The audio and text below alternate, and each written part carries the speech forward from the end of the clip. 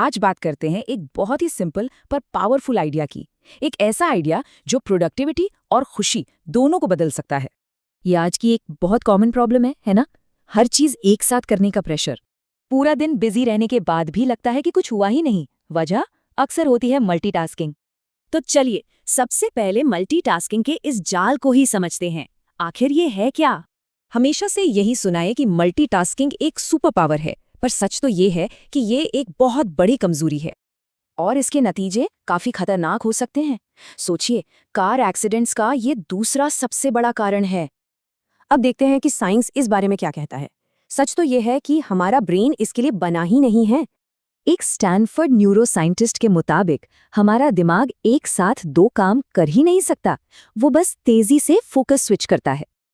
तो होता क्या है, दिमाग जल्दी थकता है, लॉन्ग टर्म मेमोरी कमजोर होती है और काम की स्पीड भी घट जाती है।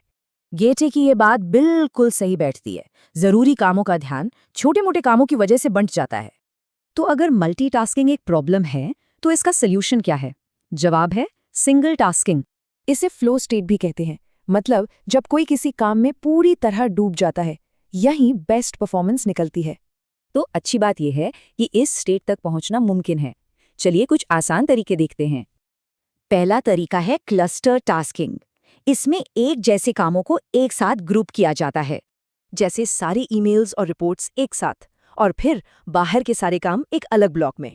दूसरा तरीका है बफर जोन, मतलब दो कामों के बीच थोड़ा फ्री टाइम रखना। ये अचानक आने वाले कामों से बचाता है। अब सिंगल टास्किंग का फायदा सिर्फ काम तक ही सीमित नहीं है, इसका असर हमारी पूरी जिंदगी पर पड़ता है। सोचिए, किसी से बात करते वक्त अगर पूरा ध्यान उन पर हो तो रिश्ता कितना मजबूत होता है। और सिर्फ रिश्ते ही नहीं, खुशी भी। हार्वर्ड की एक स्टडी में पाया गया कि सिंगल टास्कर्स ज्यादा खुश रहते हैं।